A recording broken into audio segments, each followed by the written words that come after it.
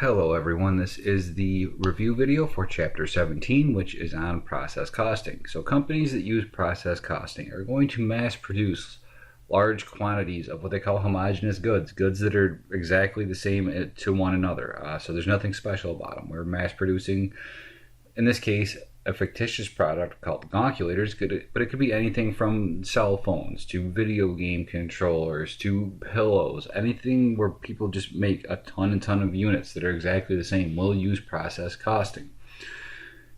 Under this process, you're going to have a certain amount of steps. We're going to make it easy here for our company, Hogan Company. They have but 2 steps. The first step is that these parts for their calculators are going to be manufactured in their machining department. So in the machine department, they're going to keep track of all the direct material costs that are added, so all of the metal, rubber, etc., to make the parts for these calculators, and all of the conversion costs that are added. And conversion costs are anything that's required to convert your items that you're making from raw materials to a finished good, or at least as finished as it gets in this department. So that includes your direct labor. You have to pay people to actually manufacture the parts, and your overhead. You have to have a facility to manufacture the parts in. So conversion costs, labor, and overhead combined together. We're going to keep all of the costs tracked for this machining department while we make these calculators. And then once those calculators are as done as they get in this machining department, we have all of our parts made, we're going to transfer both the units and all of the costs to the second department in production, which in this case is going to be the assembly department, where they put them together before they're ultimately sold. So to do so, we're going to have to make a thing called a production cost report, which tracks all of the units that are going through this first department, the machining department, during our period, which is the month of December 20XX. We're going to start by accounting for our physical units. So our beginning, work in process. Our information on the side tells us that we're beginning on December 1st with a WIP of 800 units. So let's fill that in. To that, we need to add how many new calculators we started production of during the month. Well, we started 2,200 calculators, which means we need to account in total for an amount of calculators equal to the sum of those two numbers, which is 3,000. Next up, we can figure out how many units we have accounted for. We know we got to get to 3,000. Well, there's 2 things that we could be doing with these units within the machining department when the month ends. Either we have already transferred them out to the next phase of production, which is assembly, or we are still working on them.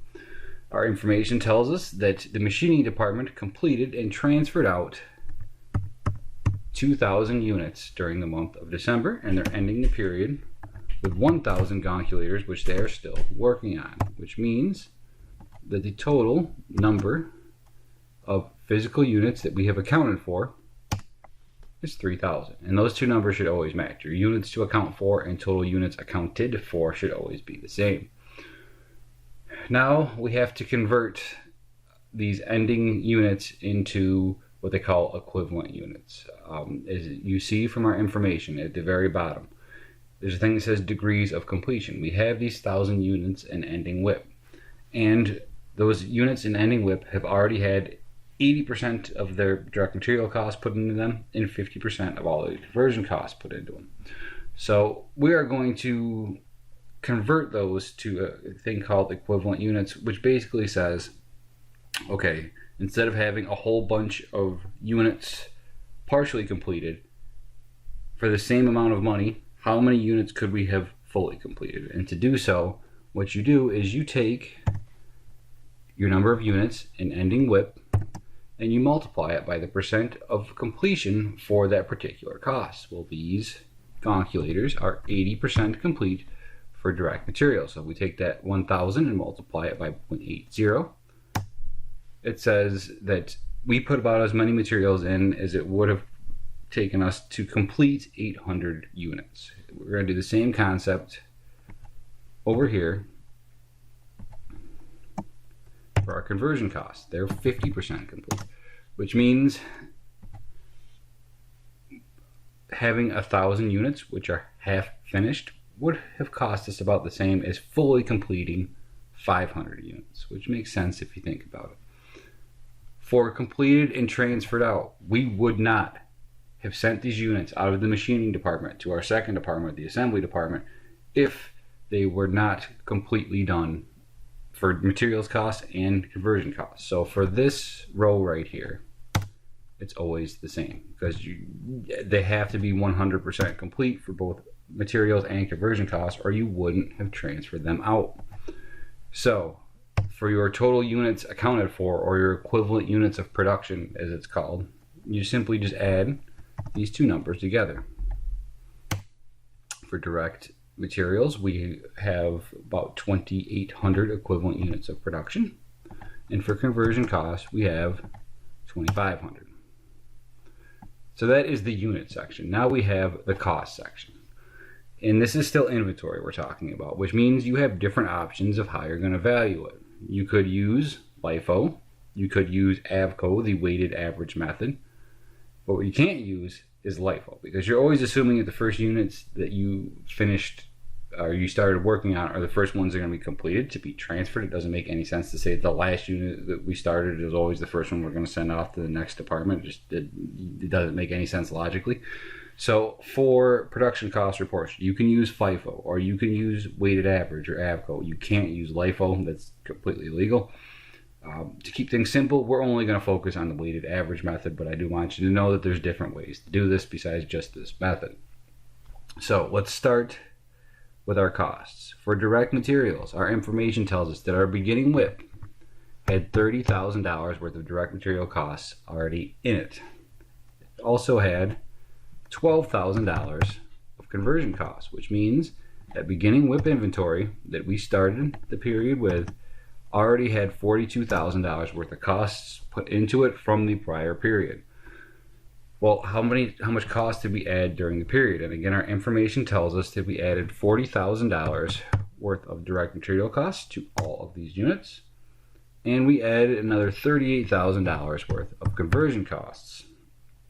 So in total, during the period, we had $78,000 worth of costs added to gonculators within the machining department. So our costs to account for, this is equal to the two numbers above. We have a total of $70,000 worth of direct material costs to account for, and we have a total of $50,000 worth of conversion costs to account for. And you'll conveniently see right here that if you take, sorry about that, hey, stop that. If you take 42,000 and add to it 78,000, that's 120 grand.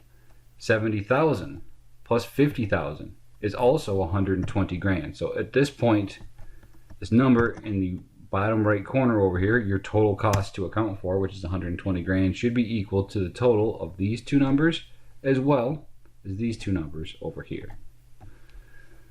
So now we need to figure out what our cost per equivalent unit is, because that's how we're going to calculate out what our costs accounted for are.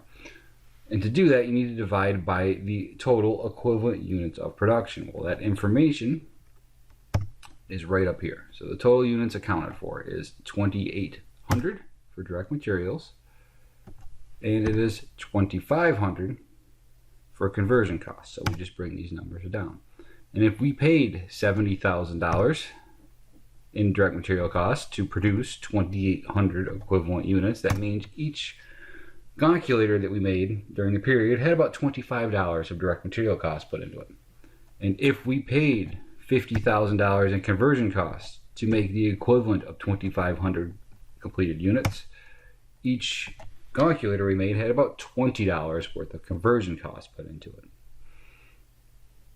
So now we need to figure out what our costs for our units that were completed and transferred out, as well as the ones that we are still working on. And to do so, what you're going to do is you are going to take the number of units, equivalent units, that you completed and transferred out, which is 2,000, and multiply it by the $25 per unit in material costs that we put in. And for those units that we transferred from the machining department to the assembly department, we had about $50,000 in material costs that we accounted for.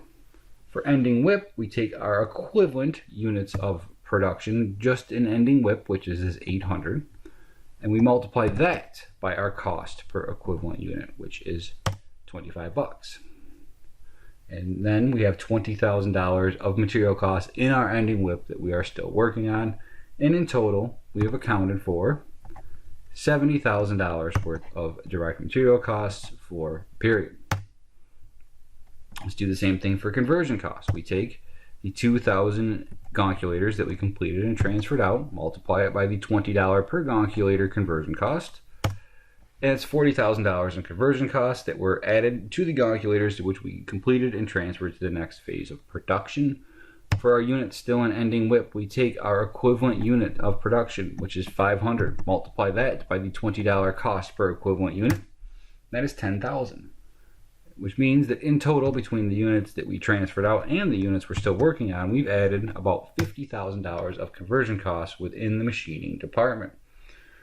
So over here, we can say that we completed and transferred $90,000 worth of costs from the machining department to the assembly department. The units that we are still working on at the end of the period in the machining department have about $30,000 worth of costs already spent on them during this period that we're going to start as our beginning WIP for the next period.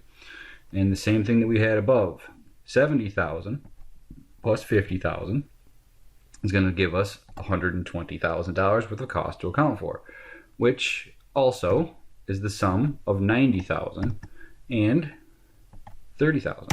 So here, this number in the corner should be equal to the sum of the two numbers in this column and the two numbers in this row. And not only that, it needs to be equal to the total cost that you had to account for. So we had to account for $120,000 worth of costs, and we did. So our production cost report is done for our first department, the machining department, and now we can transfer that over to the assembly department.